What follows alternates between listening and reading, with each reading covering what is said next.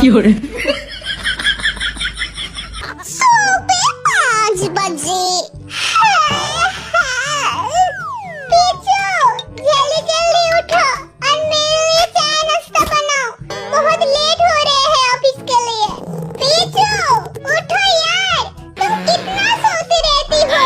कुंभकर्ण की औलाद हो क्या? उठ के गई कि उठो यार, तुम बहुत आलसी हो पीछू, उठ जाओ ना।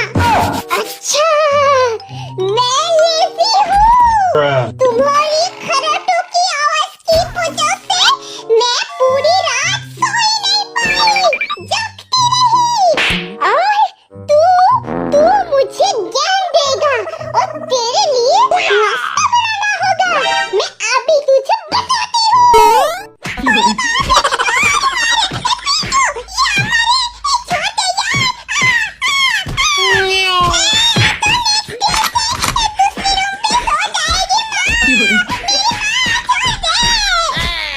bonk, bonk, bonk, bonk, bonk, bonk, bonk, bonk, bonk, bonk, bonk, bonk.